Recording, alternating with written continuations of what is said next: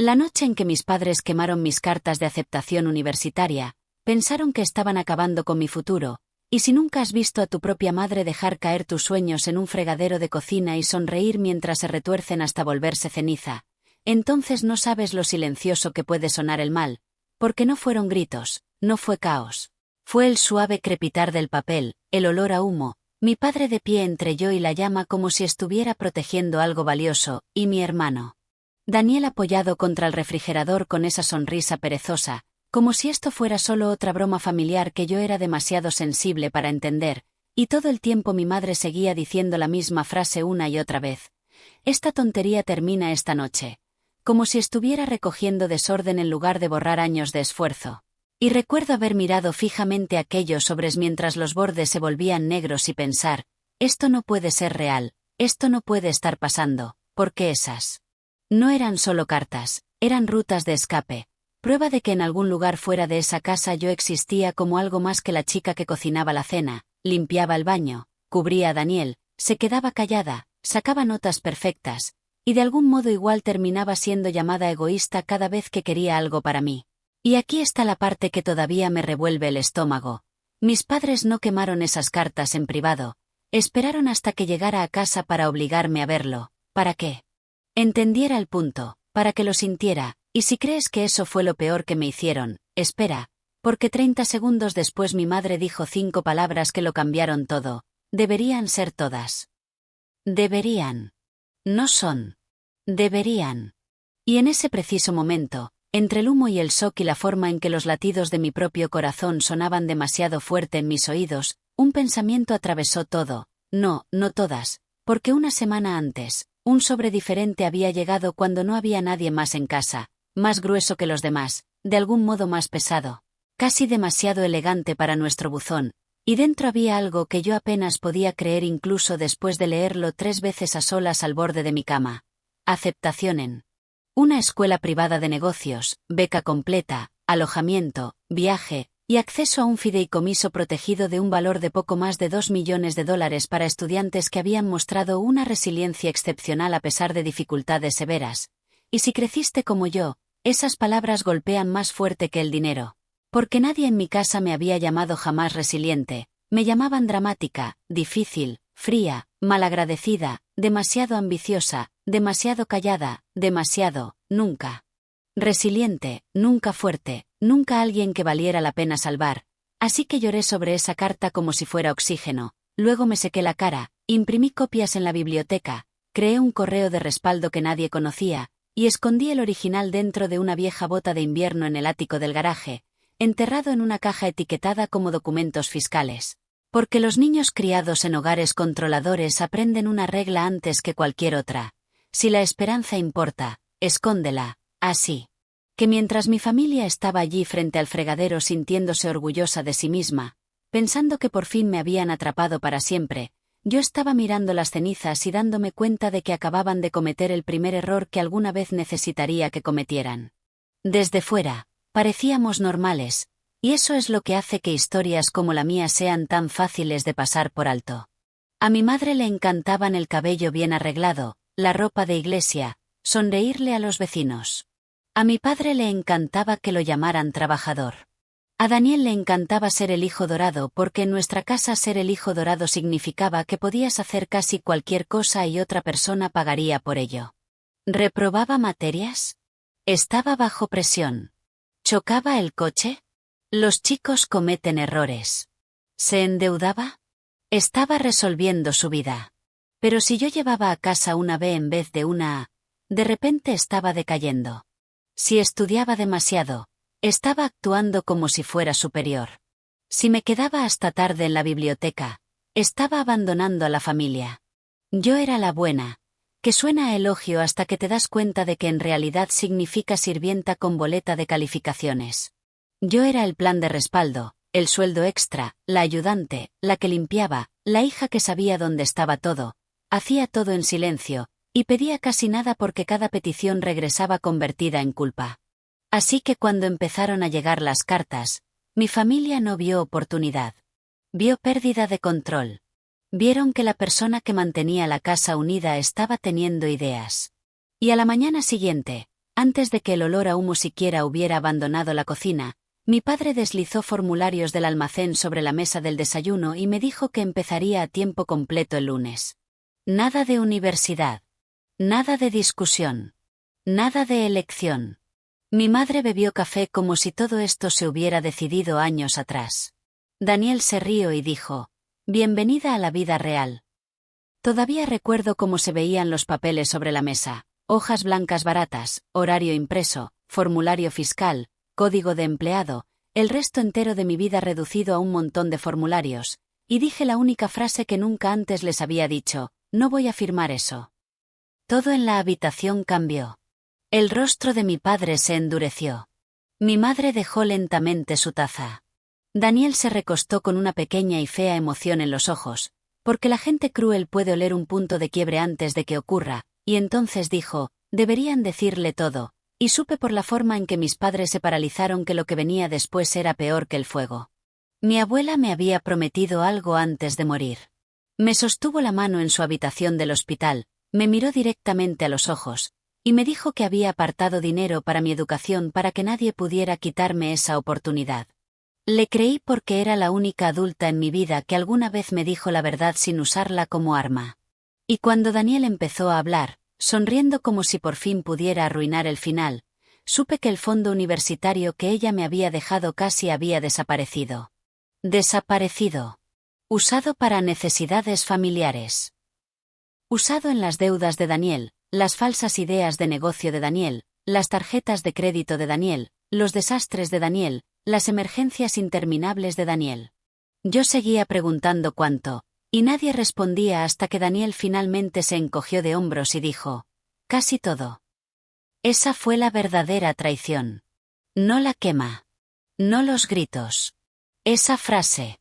Porque de pronto cada retraso extraño tuvo sentido, cada vez que pregunté por el fondo de la abuela y me quitaron importancia, cada evasiva, cada mentira, cada vez que mi madre decía: «No te preocupes por el dinero ahora mismo», cada vez que mi padre decía: «Confía en tu familia». Me habían estado robando el futuro durante años y llamándolo amor. ¿Y sabes qué fue lo que más dolió? Sus caras. No culpables. No avergonzadas. Solo molestas de que yo lo supiera. Mi madre empezó a llorar de inmediato, diciendo que pensaban reponerlo, diciendo que Daniel estaba pasando un mal momento, diciendo que la familia tenía necesidades, y mi padre golpeó la mesa como si el volumen pudiera convertir el robo en deber. Pero yo los miré y por primera vez vi exactamente lo que eran: no estrictos, no asustados, no sobreprotectores. Solo con derecho. Con derecho a mi trabajo, a mi silencio, a mi dinero, a mi futuro, a mi vida. Me aparté de la mesa antes de decir algo irreversible, subí al ático del garaje, desenterré el sobre escondido con las manos temblorosas, y me senté en el suelo con $2 millones de prueba en el regazo de que alguien allá afuera creía que yo merecía una salida. Y ese fue el momento en que dejé de intentar ganarme el amor en esa casa. Después de eso me volví silenciosa de una forma diferente. Más fría. Más inteligente. Seguía lavando los platos. Seguía respondiendo cuando me hablaban. Seguía bajando la mirada en los momentos correctos. Pero por dentro, estaba tomando notas. Fotografié cada documento que pude encontrar cuando mi padre olvidó cerrar con llave el cajón de la oficina. Guardé capturas de pantalla de Daniel presumiendo ante sus amigos de otro rescate. Copié estados de cuenta bancarios. Guardé fechas. Cantidades. Nombres. Fui a la biblioteca pública e imprimí registros con unas manos tan firmes que me daban miedo. Al principio solo quería pruebas sobre el fondo de la abuela, pero cuanto más profundizaba, peor se ponía. Pequeñas transferencias a lo largo de 2 años, distribuidas con cuidado, casi como si estuvieran tratando de no llamar la atención, y casi todas llevaban de vuelta a Daniel. Pagos del coche. Liquidaciones de deudas. Inventario de negocio. Tarjetas de crédito personales. Un cargo de hotel en Las Vegas que me hizo mirar la página tanto tiempo que la bibliotecaria me preguntó si estaba bien. No lo estaba. Pero aún así asentí, porque eso es lo que hacen los niños como yo incluso cuando se están ahogando. Asentimos para que nadie se sienta incómodo frente a la verdad. Luego encontré la línea que convirtió mi enojo en algo más afilado. Un correo de mi madre a un representante del banco diciendo que los retiros eran consistentes con las prioridades educativas de la familia. Prioridades educativas. Esa fue la frase que usó mientras desviaba mi dinero universitario al desastre de Daniel. Me reí en voz alta cuando lo leí, no porque fuera gracioso sino porque estaba tan perversamente pulido que sonaba irreal, como si toda mi vida hubiera sido reescrita en lenguaje de oficina. Ese mismo día llamé a la oficina de becas desde un número que mi familia no conocía. Le dije a la mujer al teléfono que necesitaba privacidad. Le dije que mi familia había interferido con mi correo y mis finanzas. Le dije que quizá necesitaría alojamiento antes de tiempo. Esperaba vacilación. Esperaba preguntas. En cambio, ella dijo, con mucha calma, su beca está segura. Nadie puede acceder a ella excepto usted. Si necesita reubicación de emergencia, podemos organizarla. Reubicación de emergencia. Una expresión tan limpia para escapar de tu propia familia. Pero oírla en voz alta hizo que algo dentro de mí se aflojara. Así que hice un plan. Pasé mis ahorros a una cuenta nueva. Reuní mi identificación, mi certificado de nacimiento, mis registros fiscales, mis expedientes académicos. Envié copias digitales de todo a 3 correos distintos. Dejé una carpeta de pruebas en una clínica de ayuda legal recomendada por mi orientadora escolar. Hice una pequeña maleta y la escondí en el apartamento de mi amiga Lena. Y actué con normalidad. Esa fue la parte más difícil. Actuar con normalidad mientras duermes al lado del conocimiento de que tu familia está hecha de ladrones y tú estás a 3 días de desaparecer. Pero entonces, justo cuando pensé que había calculado todo perfectamente, Daniel encontró un folleto brillante de la escuela en el buzón. No la carta real. Solo una publicidad posterior con el logo. Entró en mi habitación sosteniéndolo entre 2 dedos como si fuera evidencia de la escena de un crimen y dijo, ¿qué es esto? Mi pulso sonó tan fuerte que pensé que lo oiría, pero me encogí de hombros y dije, correo basura. Me miró fijamente. Sonrió. Se fue.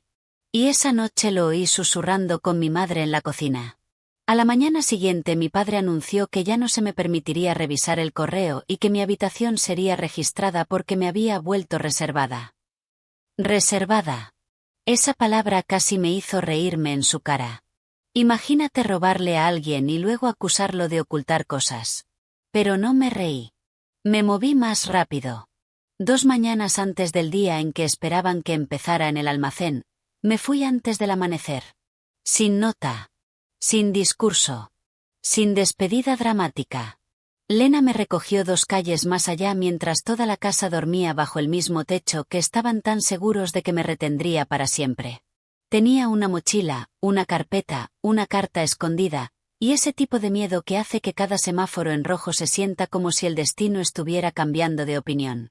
Para las 8 de la mañana estaba en la residencia estudiantil firmando formularios con unas manos que no dejaban de temblar. Para las 9:13 mi teléfono estaba explotando. Llamadas de mi madre. Mi padre. Daniel. Mensajes. Exigencias. Amenazas. ¿Dónde estás? Llama ahora. No le haces esto a la familia. Después de todo lo que hemos hecho por ti. Pequeña egoísta, los bloqueé a todos, y luego envié un solo correo a una nueva dirección familiar que había creado la noche anterior. Se lo del fondo de la abuela. Tengo los registros. No se comuniquen conmigo excepto a través de representación legal. Eso fue todo. Sin discurso. Sin acusación. Solo verdad. Y la verdad cae como una bomba cuando los mentirosos están acostumbrados a controlar la iluminación. Daniel respondió primero desde otra dirección, preguntando si de verdad creía que alguien me iba a creer. Qué pregunta tan curiosa, porque para entonces la gente ya lo había hecho. La clínica de ayuda legal había revisado mis documentos y había escalado el asunto. Mi orientadora escolar escribió una declaración. El banco abrió una revisión interna. Ya no estaba sola. Y la gente como mis padres no sabe qué hacer cuando el hijo al que entrenaron para mantenerse aislado encuentra testigos. Durante la semana siguiente, la historia empezó a resquebrajarse. Mi tía me llamó en un susurro y me preguntó, ¿Qué hiciste?